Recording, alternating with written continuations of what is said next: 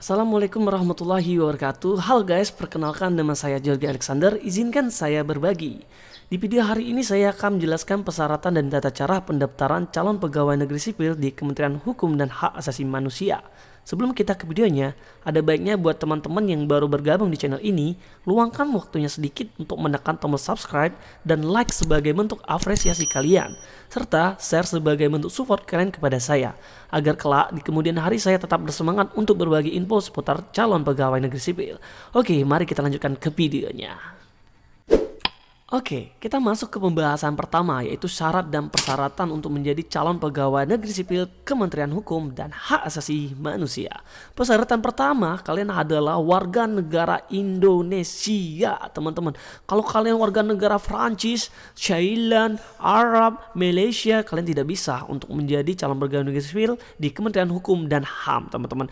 Dan selanjutnya, kalian tidak pernah dipidana dengan pidana penjara. Kalau kalian hanya tahanan rumah ataupun tahanan mertua, nggak jadi masalah, teman-teman ya.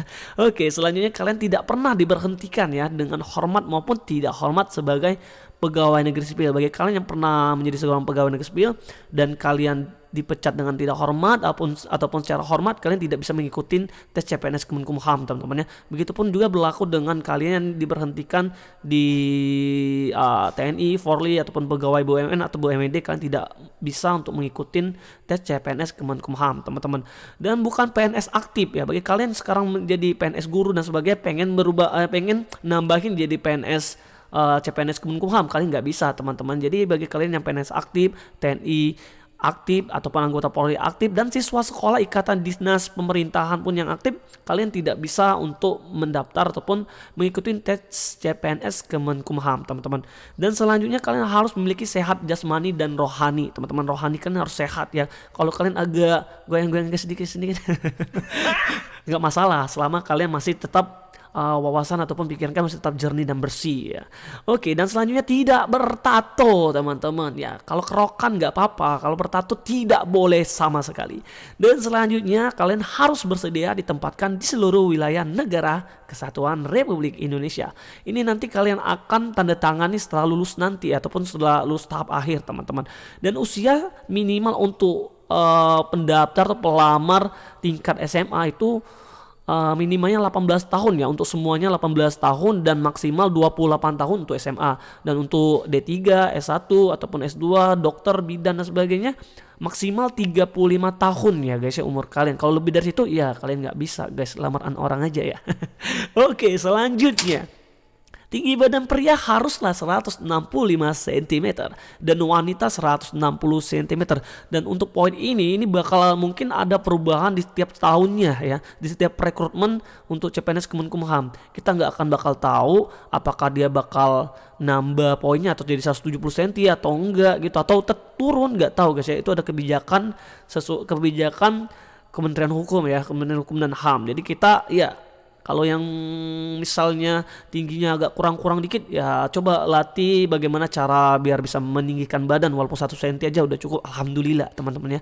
Dan pelamar jabatan penjaga tahanan dan jabatan pemeriksa keimigrasian dengan kualifikasi pendidikan SMA sederajat harus sesuai dengan domisili yang tercantum di EKTP, teman-teman.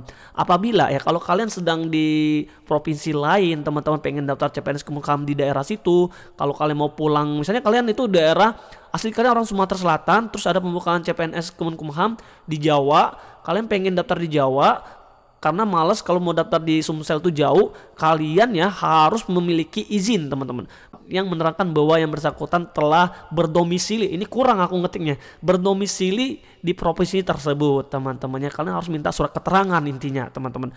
Dan selanjutnya untuk pelamar pada jabatan penjaga tahanan dan keimigrasian jenis kebutuhan khusus putra putri Papua, ini khusus buat teman-teman yang ada di Papua dan Papua Barat, wajib ya berdomisili provinsi Papua dan Papua Barat, teman-teman. Maaf ini karena teksnya agak sedikit kurang karena ya maklum ya. Dan bagi teman-teman juga yang memiliki atau penyandang disabilitas, kalian tetap masih bisa ikut tes CPNS Kemenkumham dengan beberapa syarat nanti, teman-temannya. Nanti kan bisa lihat aja di video kita hari ini. Oke, kita lanjut lagi, teman-teman. Dan kedua kita akan bahas tentang tata cara pendaftaran. Oke, tata cara pendaftaran. Yang pertama, kalian wajib melakukan pendaftaran secara online, teman-teman, melalui halaman https ssscsn bkn.go.id. Nantinya ini kalau udah ada pembukaan tes CPNS nanti, kalian cek terus ya laman itu teman-teman untuk mengunggah dokumen yang dipersyaratkan mulai tanggal yang ditentukan ataupun tanggal berlakunya atau tanggal pembukaan CPNS tersebut teman-teman. Dan selanjutnya kalian hanya bisa memilih satu pilihan jabatan dan kebutuhan. Kalian nggak bisa maruk mau ngambil semua jabatan, nggak bisa ya. Kalian harus pilih satu aja yang benar-benar yang pengen kalian kejar teman-teman. Nggak bisa kalian milih 2, 3 ya. Ya kalau istri boleh 4. Apabila terdapat kesalahan dalam pemilihan jabatan dan kebutuhan, maka akan menjadi tanggung jawab dari pelamar sendiri. Panitia tidak akan merubahnya. Ini ketentuan yang sudah berlaku teman-teman. Dan pada saat pendaftaran online nanti, ketika sudah buka pelamaran CPNS nanti teman-teman ya, melalui laman SSCN tersebut, isi nik kalian teman-teman. Ini aku ajarin bagaimana cara ngisinya. Isi nik kalian dan nik kepala keluarga di KK ataupun nomor kartu keluarga ya, dan masukkan alamat email aktif. Saran aku untuk email ini teman-teman, jangan email yang lebay ya, kayak gini, aku cinta dia tapi dia tidak cintaku @yahoo.com.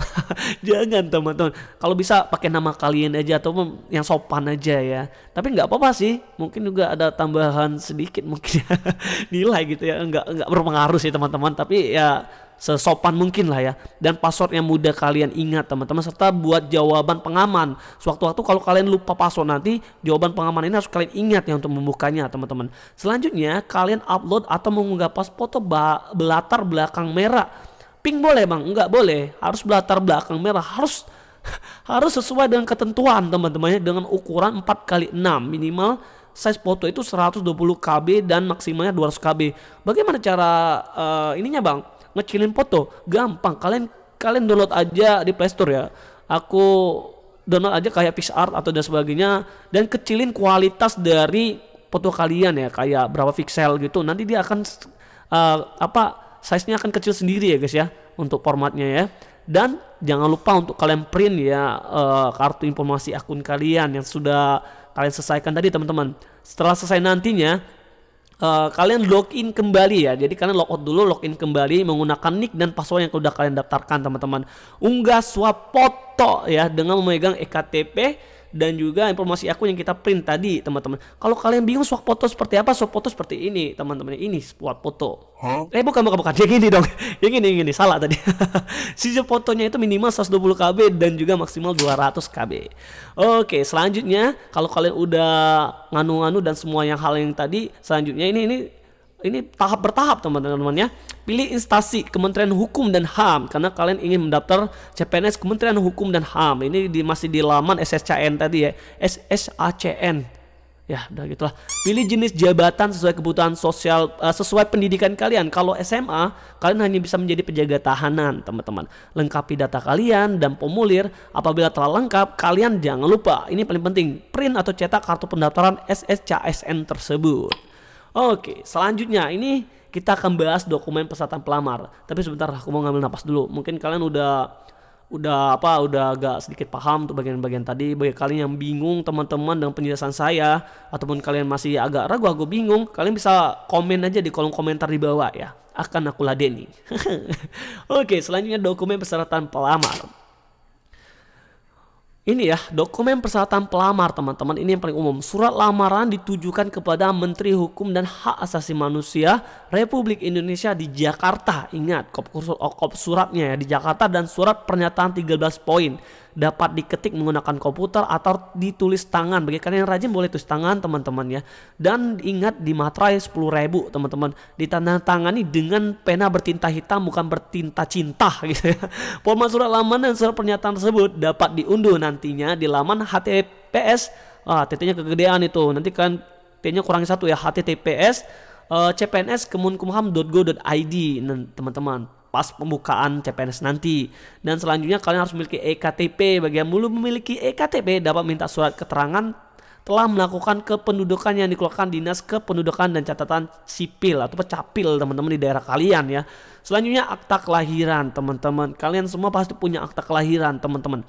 Selanjutnya lagi surat keterangan sehat dari dokter pemerintah. Kalian harus memiliki surat keterangan dokter sehat ya, keterangan sehat dari dokter gitu teman-teman. Wajib juga bagi teman-teman yang pelamar SMA mencantumkan tinggi dan berat badan. Dan ini untuk surat keterangan sehat ini berlakunya pada saat pembukaan CPNS nanti kalian jangan buat sekarang, buat pas CPNS nanti ya, udah ada pembukaan baru kalian bikin, nanti jadi masalah kalau kalian bikin sekarang teman-teman. Dan lakukan pendaftaran online pada laman https://scsnbkn.go.id yang pertama kita tadi teman-teman, ketika pembukaan CPNS telah dimulai ya.